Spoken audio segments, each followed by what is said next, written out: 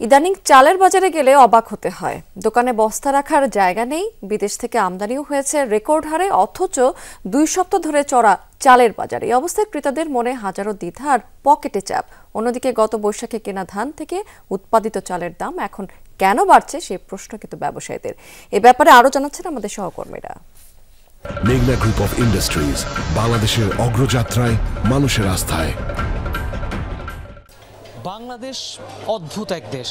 কেন বলছি? কেননা এখানে যখন ধানের বাম্পার ফলন হয়, রেকর্ড পরিমাণ চাল আমদানি হয় বা প্রাকৃতিক দুর্যোগ না থাকে, তারপরও কোনো না কোনো অজুহাতে আসলে চালের দাম গত কয়েক বছর ধরে আমরা দেখতে পাচ্ছি বেড়ে যাচ্ছে, এবং এই প্রবণতা এখন পর্যন্ত ক্ষমতার পালাবদলের পরও কিন্তু বদলায়নি।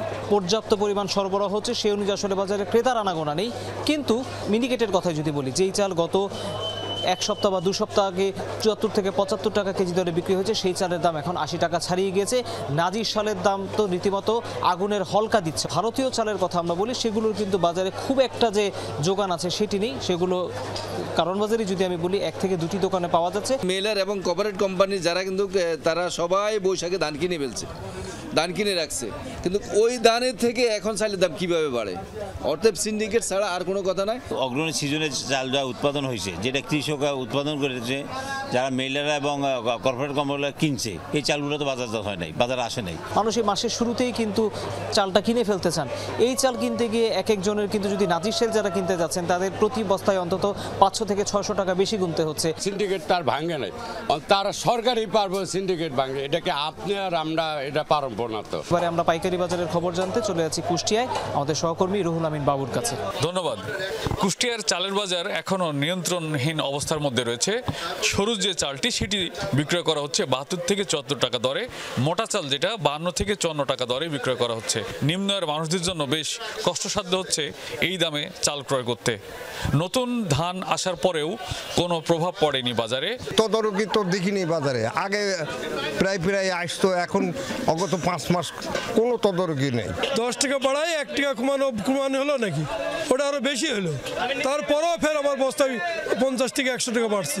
কৃষি সম্প্রসারণ অধিদপ্তর বলছেন, মন্ত্রণালয় থেকে তাদের একটি চিঠি ইস্যু করা হয়েছে চালকল মালিকদের তাদের ক্রয় এবং বিক্রয়ের হিসেব নিকেশ দেওয়ার জন্য। 1000 থেকে 1100 টাকা, সেই ধানটা 1400 টাকা। এখন আমরা কিভাবে সেই ধান, সরকার 47 টাকা রেট দিছে শুনলাম গোডাউনে, তারপরেও এখন এই চাউল আমরা কিভাবে দিবে? মিল পর্যায়ে চালের খবর জানতে চলে যাচ্ছি নওগাঁয় সহকর্মী শফিক চটনের কাছে। ধন্যবাদ আপনাকে। আমনের ভরা মৌসুম, অথচ চালের বাজার দর অস্থির হয়ে উঠেছে। মিলগেটেই প্রতি কেজি জিরা শাইল, নাজির শাইল, পাইজাম বা সরু জাতের চালগুলো বিক্রি হচ্ছে 70 থেকে 75 টাকা কেজি দরে, আর মোটা মাঝারি চাল 55-65 টাকার নিচে মিলছে না। একদিকে মোটা এবং মাঝারি জাতের ধানের আবাদ হয়েছে কম, উৎপাদনেও মার খেয়েছে কৃষক। অন্যদিকে সরু ধান কবজায় নিয়ে বাজার দর নিয়ন্ত্রণ করছে কর্পোরেট ব্যবসায়ীরা, এমনটি অভিযোগ স্থানীয় মিলারদের। কিছু কর্পোরেট ব্যবসায়ীরা আসছে, অনেক বড় বড় ব্যবসায়ী, যারা দেখেন 500 মিলের ক্যাপাসিটি তারা একাই রাখে। তো এরা কিন্তু একটা বাজার নিয়ন্ত্রণ তো অবশ্যই করতে পারবে। এবং আরেকটা বিষয় কিন্তু আমরা এর আগেও বলে আসছি যে কর্পোরেট যারা ব্যবসায়ী তাদেরকে কিন্তু চেক দেওয়া উচিত যে তারা আসলে ক্যাপাসিটির তুলনায় বেশি কিনছে কিনা, তারা চাল কি দামে বেচতেছে। এই ছিল মিলগেটে আমার কাছে সবশেষ।